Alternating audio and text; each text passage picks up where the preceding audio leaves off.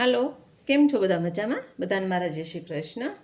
અત્યારે સરસ શ્રાવણ મહિનો ચાલુ જ છે, તો રોજ બધાના ઘરમાં એકટાણા કરતા હશે, તો રોજ નવી નવી વાનગીઓ બનતી હશે બધાના ઘરમાં, પણ બધાની રીત થોડી થોડી અલગ હોય છે.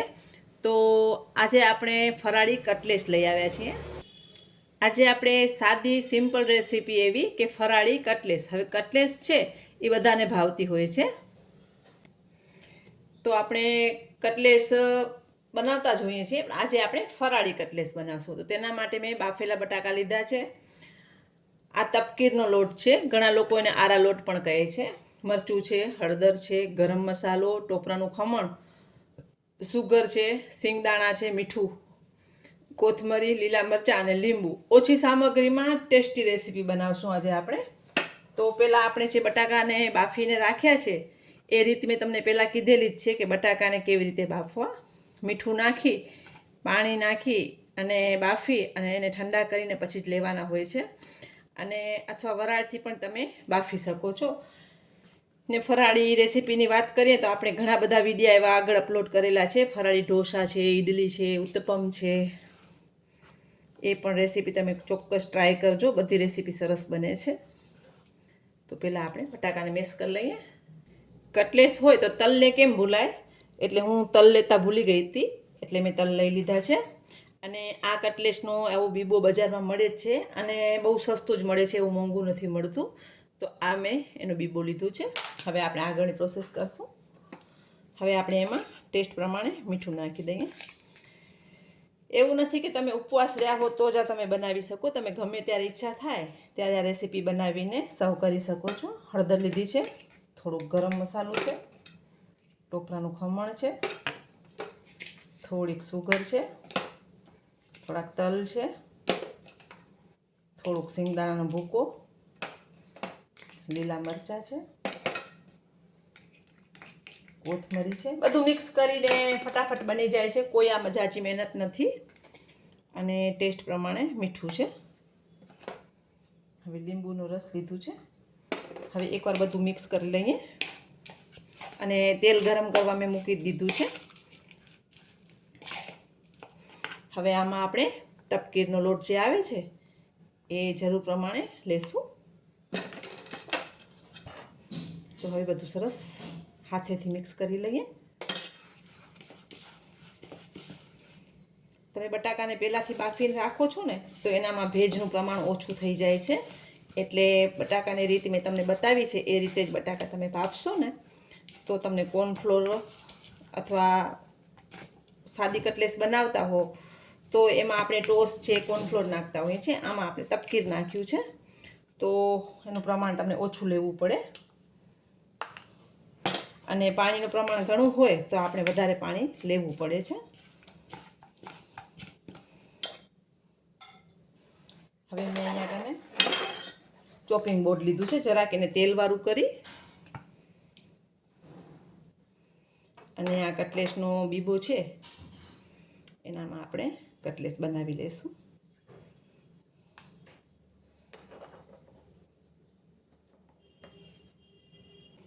આપણું તેલ પણ સરસ ગરમ થવા આવ્યું છે. તો આવી રીતે આપણે કટલેસના બીબામાં જેટલું જોઈએ એટલું એનું મસાલું લઈ અને એને પાડી લેવાનું છે. હવે આને આપણે એક ડીશમાં લઈ લેશું. તમે જોઈ શકો છો ઇઝીલી બની જાય છે. તો બધા કટલેસ બનાવી લેશું આપણે. જો તમારી પાસે બીબો ન હોય તો તમે આવી રીતે હાથેથી થેપીને નાની નાની થેપી બનાવીને પણ કરી શકો છો, કેમ કે બધા પાસે બધી વસ્તુ હોતી નથી, તો એમાં કન્ફ્યુઝ થવાની જરૂર નથી. તમારી પાસે બીબો ના હોય તો તોય પણ તમે આ રેસીપી ઘરે બનાવી જ શકો છો. એકદમ ઇઝીલી અનમોલ્ડ પણ થઈ જાય છે અને સરસ શેપ પણ આવી જાય છે.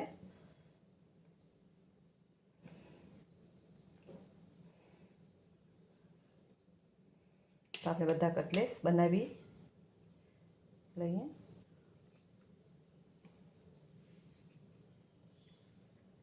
તો આપણે કટલેસનો શેપ આપી દીધું છે. તેલ પણ ગરમ છે, તો આપણે ડીપ ફ્રાય કરી લેશું. તેલને મેં ગરમ કરી રાખ્યું છે અને હું સિંગ તેલ વાપરું છું. તો એને એકદમ ગરમ કરીને પછી જ કરવાનું હોય છે. જો ઠંડુ હશે તો તેલની સ્મેલ આવે છે અને આપણે જે પણ કોઈ પણ વસ્તુ તળતા હોઈએ છીએ એ છૂટી જાય છે. અને ફરાળમાં સિંગ તેલનો જ ઉપયોગ કરશો તો વધારે સારું રહેશે. બાકી તમારી જેવી તમારા ઘરમાં જે હાલતું હોય એ તમારી ઈચ્છા. બાકી મને જેટલું ખબર છે એટલી કે સિંગ તેલથી ફરાળમાં વધારે સારું રહે છે, કારણ કે કપાસિયા અને મકાઈનું તેલને ફરાળમાં ખવાતું નથી હોતું. પહેલાં એક સાઈડ થવા દેશું. આને આપણે ગોલ્ડન તળી લેવાની છે. બધું તળેલું બાફેલું જ છે, પણ તોય તળવાની છે, એને ગોલ્ડન તળવાની છે. સરસ ઉપરથી ક્રિસ્પી અને અંદરથી સોફ્ટ થશે. એક સાઈડ થોડીક તળાય ને પછી જેને આપણે પલટાવશું. તો આપણે એને તળાવવા દઈશું.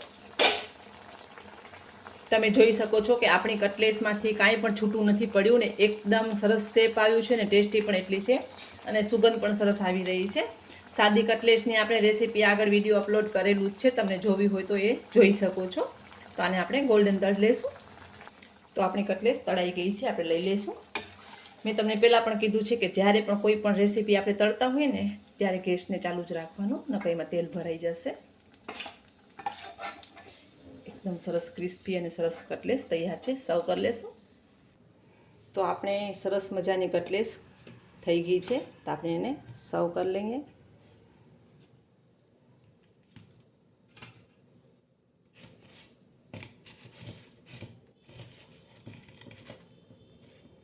એકદમ ટેસ્ટી એવી કટલેસ આપણી તૈયાર છે. હવે મેં ચટણી કેવી રીતે બનાવી તમને કહી દઉં. મેં ચટણી પણ ફરાળી જ બનાવી છે. આ ચટણીમાં આપણે લીલા ધાણા છે, લીલા મરચાં અને થોડોક ફુદીનો છે, મીઠું, લીંબુનો રસ, ખાંડ, ટોપરાનું ખમણ અને સિંગદાણા નાખી અને થોડુંક પાણીની જો જરૂર પડે તો 2-3 ચમચી પાણી નાખી અને મેં ક્રશ કરી લીધી છે. આમાં દહીં નાખવું હોય તો તમે દહીં પણ ચટણીમાં નાખી શકો છો, તો કલર એકદમ ગ્રીન આવશે. અને એક ટુકડો બરફનો નાખશો તો એનો કલર આવો જ ગ્રીન પડ્યું રહેશે ચટણીનું. તો મેં ફરાળી ચટણી બનાવી છે, સાથે દહીંથી સર્વ કર્યું છે.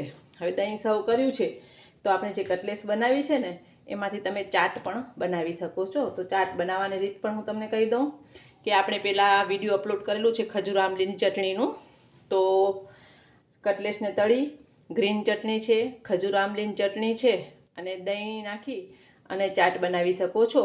એનામાં તમે ફરાળી ચેવડો છે, પછી ટામેટાં છે, કાકડી છે અને લીંબુ એ નાખી અને તમે ચાટ બનાવીને છોકરાઓને સર્વ કરી શકો છો અને મોટાને પણ ભાવશે.